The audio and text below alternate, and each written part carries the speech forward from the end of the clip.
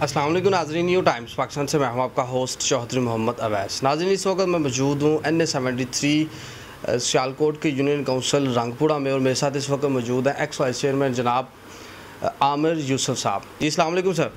वालेकुम अस्सलाम जनाब। सर, सबसे पहले तो ये चीज़ बताएं कि क्या आपको नहीं लगता कि खान साहब की हुकूमत जाने के बाद खान साहब मज़ीद सख्ते में आ गए हैं? खान साहब सख्ते में नहीं आ गए, खान साहब तो ज़्यादा एक्टिव होकर सामने आ गए। आपके साथ नेचुरल सी बात है कि एक निज़ाम मुल्क का चल रहा है, आपने उनको उठा के बाहर फेंका है और उनके ऊपर कोई एलिगेशन भी आप नहीं लगा सके और आपने कोई रीज़न भी उसकी कौम को नहीं बताई है।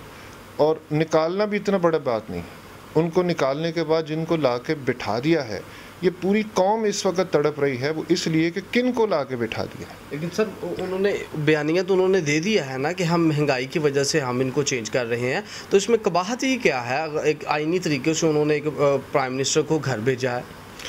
मेरे भाई, महंगाई हर बंदे को पता है कि ये पाकिस्तान का इशू नहीं है, ये इंटरनेशनल इशू। अभी आके ये बता रहे हैं कि पेट्रोल पाकिस्तान में पूरी दुनिया से सस्ता हम फ़रोख्त कर रहे हैं और आते ही इन्होंने 40-50 रुपये पेट्रोल को बढ़ाने के पीछे लग गए। कोई एक चीज़ भी सस्ती नहीं हुई है, बल्कि आप देखें कि अभी उनको आए हुए अगर 13-14 दिन हो गए हैं तो बिजली का बहरान जो है वो कितना बड़ा हो गया है। तो ये महंगाई इतना बड़ा इशू नहीं था। अगर महंगाई इशू था तो लोग सड़कों पे निकलते, इनके साथ तो कुछ 500 बंदा भी किसी रैली के अंदर किस तरह वो नहीं निकाल सके। अगर लोग तंग थे तो ये लोगों को स्ट्रीट पावर शो करते। तो ये इन्होंने किस तरह से ये काम कर लिया, तो ये मज़ाक़ा हेज़ है जी। बिलावल साहब कह रहे हैं कि ये बैरूनी साजिश नहीं, ये अंदरूनी साजिश है। आप क्या समझते हैं? अगर ये कह रहे हैं कि अंदरूनी साजिश है तो ये भी कोई छोटा इल्ज़ाम नहीं है। साजिश बैरूनी है या अंदरूनी है, यानी ये हमें बाहर वालों से क्या गिला करना है? गिला तो अंदरूनी जो लोग हमारे बैठे हुए हैं, जिनको कहा जा रहा है, खान साहब भी कहते हैं मीर जाफ़र और मीर सादिक, प्रॉब्लम तो नहीं से है। कोई घर से बाहर बैठ के आपके साजिश करता रहे और घर वाला कोई उसके साथ ना मिले तो वो साजिश तो कामयाब नहीं होती। तो वो ये लफ्ज़ों का हेर फेर है जी। मकसद ये है कि अगर बाहर वालों ने ये किया है और उन्होंने तो अपने फ़ायदे के लिए किया है, तो उनके हाथों जो इस्तेमाल हुए हैं, अगर अंदरूनी किसी ने किया है या जिनका नाम ये लेते हैं कि अब जरदारी साहब की एक वीडियो बड़ी वायरल हुई है जो आज से तकरीबन शायद 8-9 माह पहले की है, जिसमें उन्होंने कहा था कि हमें कहा जा रहा है कि आके कुछ निज़ाम को देखें और हमारे सामने कुछ बताएं कि हम क्या कोई ठीक करके दें इस मामले। उनका इशारा किसकी तरफ था? क्या एस्टेब्लिशमेंट की तरफ था? बड़ी वो तो जी जो को बहुत जाहिल भी बंदा उसको भी समझ आ रही है कि वो क्या कह रहे हैं। तो हमने इनको कहा कि पहले इनको निकालें, तो वो किसको कह रहे हैं पहले इसको निकालें और फिर हम आके संभाल लेंगे मुल्क को। तो ये क्या कह रहे हैं जरदारी सर? मेरा यहाँ पे क्वेश्चन है कि जब तक PDM की गवर्नमेंट नहीं थी, जब तक खान साहब गवर्नमेंट के हेड ऑफ द गवर्नमेंट थे, उस वक्त तक PDM कहती थी कि नया इलेक्शन करवाएं, ठीक है। खान साहब नहीं थे मान रहे। आज खान साहब गवर्नमेंट से बाहर आ गए हैं तो खान साहब कह रहे हैं नया इलेक्शन करवाएं, आज वो इक़्तिदार में है, आज वो नहीं मान रहे। तो दोनों में फ़र्क क्या है? बड़ा वाज़ेह फ़र्क है जी। ये बात को उलझाने की कोशिश की जाती है। एक गवर्नमेंट आपके पास, आपकी इलेक्टेड गवर्नमेंट है, आप सिस्टम के साथ सारे मामलात को करके आए हैं। आपको कहा जाए कि निकलें और बाहर आपको उठा के फेंक दें और इलेक्शन नहीं, भाई क्यों करवाएं? आपको तो हम इसलिए कह रहे हैं इलेक्शन करवाएं कि आपने तो धोखे से, दगे से, साजिश से, इंटरनेशनल साजिश से, अंदरूनी साजिश से, कुछ भी इसको कह लें, आपने तो आके झपट्टा मारा है ना, तो उनकी सीट को छीना है। अब मसला ये नहीं है, मुझे लगता है कि खान साहब जिस पोजीशन पे हैं, अल्लाह पाक ने जो उनको दुनिया में और पाकिस्तान में जो लोगों के नज़र में उनकी इज़्ज़त है, ये सीटों से इज़्ज़त नहीं होती भाईजान। ये इनको तो अभी भी नहीं वो मिल सकी है। तो अगर खान साहब को सिर्फ सबसे बड़ा मसला ये है कि ये वो लोग जिनको यही हमारे अदारे, यही इस्टेब्लिशमेंट इंटरनेशनली जिनको करप्ट और गलत तरीन पोर्ट्रेट करता पूरी दुनिया के सामने, आज वही गंदे तरीन लोग सारे इकट्ठे होकर मुजरिम, मुलजिम, सजा याफ्ता ये काबीना और कैबिनेट बना दिए और ये हमारे मुल्क को चलाएंगे। जुल्म ये है।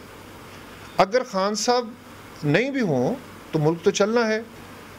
अगर یہ ہمارے آرمی چیف ہیں، چیف جسٹس ہیں، یہ کوئی بھی نہ ہو، ملک تو چلنا ہے، لیکن یہ سارے پاکستان کا گند اکٹھا کر کے اور ملک ان کے حوالے کر دینا، یہ کیا میسج اب انٹرنیشنلی دے رہے ہیں؟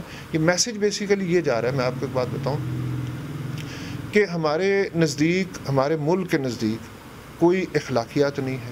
ہم دنیا کو یہ میسج دے رہے ہیں، کوئی ہمارا اللہ اور اس کے رسول کو ہمیں خوف نہیں ہے. ہم مسلمان نام کے ہیں، ہمیں اپنے فائدے کے لیے، اپنی امپاورمنٹ کے لیے، میرے پاس پاور رہے تو سامنے چور آ جائے، چکا آ جائے، پاکستان بچے نہ بچے، جنہوں نے بھی ان کو پاکستان دیا ہے، پھر ان کے نزدیک تو یہی ہے نا. ہمیں تو یہی سمجھ آتا ہے کہ ان کو صرف اپنی پاور چاہیے ہے ملک کے اندر. کل مسجد نبوی کے اندر جو واقعہ پیش آیا ہے، کیا ایسے ہونا چاہیے؟ آپ اس کو کیا مذمت کرتے ہیں؟ کیا سمجھتے ہیں؟ مذمت کرتے ہیں، شدید مذمت کرتے ہیں، لیکن اس کے اوپر سیاست نہیں ہونی چاہیے. مریم نواز شریف کا انہوں نے بہت بڑی بڑی باتیں ابھی آ کے کر رہے ہیں، یہ غلط ہے، نہیں ہونا چاہیے تھا. لیکن آپ یہ دیکھیں کہ کچھ دیر پہلے جب خان صاحب گئے تھے تو کسی نے ایک جملہ کسا تھا خان صاحب کے اوپر، تو مریم نواز نے ایک ٹویٹ کو ری ٹویٹ کیا تھا اور اس کے ساتھ جو ورڈز انہوں نے لکھے تھے وہ پڑھنے سے تعلق رکھتے ہیں. میں کہوں گا کہ وہ ٹویٹ آپ ساتھ اس کو ڈسپلے کریں یہاں کے اوپر. تو تب وہ یہ کہہ رہے تھے، آج وہ بالکل اس سے الٹ بات کر رہے ہیں. تو اس بات پہ جو سیاست کر رہے ہیں ان کو سیاست بھی نہیں کرنی چاہیے. اور مسجد نبوی شریف کے یہ باہر معاملہ ہوا، یہ مسجد نبوی شریف کے اندر نہیں ہوا، اور نوجوانوں نے کیا، جذبات میں کیا، یہ بات سب کو سمجھ آتی ہے.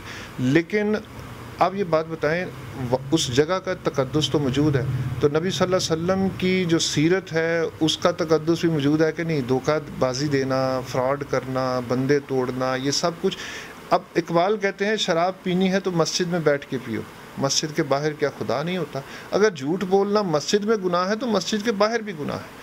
یہ ہم اس کی تائید نہیں کر رہے، لیکن یہ جس حد تک اس پہ سیاست کر رہے ہیں وہ سیاست بھی نہ اس حد تک کریں. لوگوں کا غصہ ہے، انہوں نے نکالا ہے، یہ اپنے آپ کو ٹھیک کرنے کی کوشش کریں تاکہ وہ اس ریاکشن سے بچ سکیں. سر، اس کے ساتھ ساتھ آپ باتیں آپ کی اپنے N73 کے اوپر کیا سمجھتے ہیں کہ اس وقت عثمان ڈار کی وہ پوزیشن ہے کہ وہ اگلا الیکشن جیت جائیں گے، یا پھر ایسا ہی ہوگا کہ اگلا الیکشن ہو، اگلے الیکشن کا رزلٹ آئے گا اور ہم پھر یہی کہتے پھریں گے کہ خواجہ آصف صاحب نے کہیں سے کال کروا دی ہے؟ اس دفعہ کال والا چکر تو نہیں ہوگا؟ دیکھیں جی، ابھی تو جو سینیریو بنا ہوا ہے، ہمیں یاد ہے کہ جب الیکشن ختم ہوا تھا تو ہم ساری رات خوشیاں مناتے رہے تھے، اور نون لیگ کا جو مرکزی الیکشن ہال تھا وہ بھی بند تھا اور وہ گھروں میں جا کے سوئے ہوئے تھے. ہم ساری رات خوشیاں مناتے رہے، روڈوں کے اوپر ریلیز اور سارا کچھ، اور ہم تو 100% شیور تھے، رزلٹس ہمارے پاس تھے. اور ہمارے ابھی پرزائڈنگ آفیسرز جو تھے وہ سیشن کورٹ کے باہر تھیلے لے کے بیٹھے ہوئے تھے، انہوں نے جمع بھی نہیں کروائے ہوئے تھے. تو صبح ہم ٹی وی کے اوپر دیکھ رہے ہیں کہ خواجہ آصف صاحب جیت گئے، اور رات ساری ٹی وی کے اوپر عثمان ڈار جیتا اور صبح خواجہ آصف صاحب جیت گئے. اس دفعہ عثمان ڈار کی پوزیشن کیا ہے؟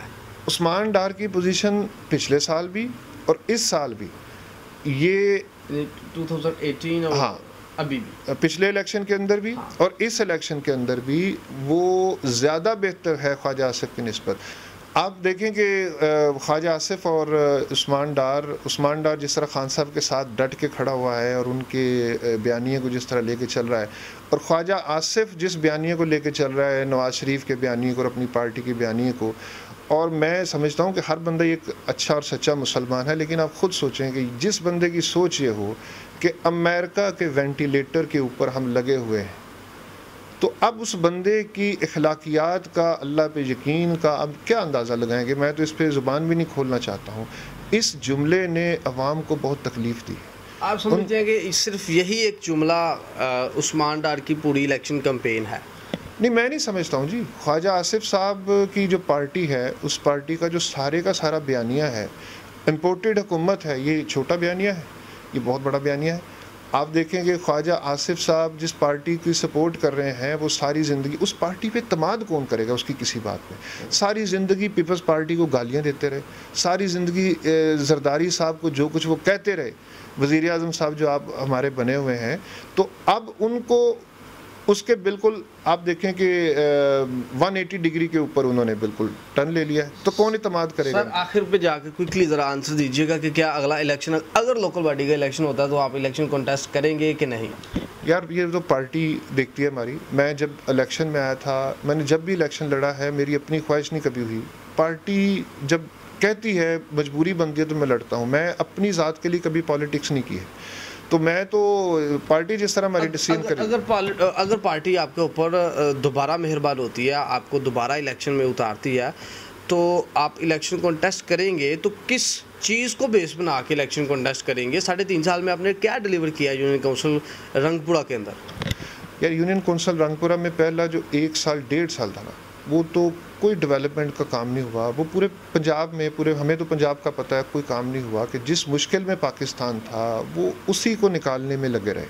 اس کے بعد جو آخری 1.5 سال ہے نا, اتنا کام ہوا ہے. ہمارے پاس اتنے فنڈز موجود تھے لیکن کام کرنے والے ٹھیکیدار موجود نہیں تھے, اور ہم ٹھیکیداروں کے پیچھے پیچھے اور وہ آگے آگے. وہ ایک گلی کو کھودتے اور وہ کھودنے کے بعد 10-15 دن, جو 10 دن کا کام ہے وہ مہینے 1.5 کے اندر چلا جاتا.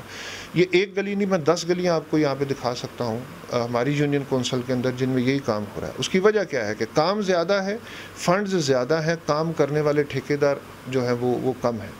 تو اتنے فنڈز آئے ہمارے پاس, جس کی وجہ سے ہم نے پھر ابھی کام روک بھی دیے. یہ وجہ کہ ہم پچھلے کام تو پہلے مکمل کر لیں. یہ آپ جن گلیوں سے یہ ساری ہمارے ارد گرد کی, کیا اس دفعہ لوگ آپ کو ووٹ کاسٹ کریں گے؟ دیکھیں, مجھے تو یہ لگتا ہے کہ ہماری جو قوم ہے نا وہ سمجھدار ہے, غیور قوم ہے.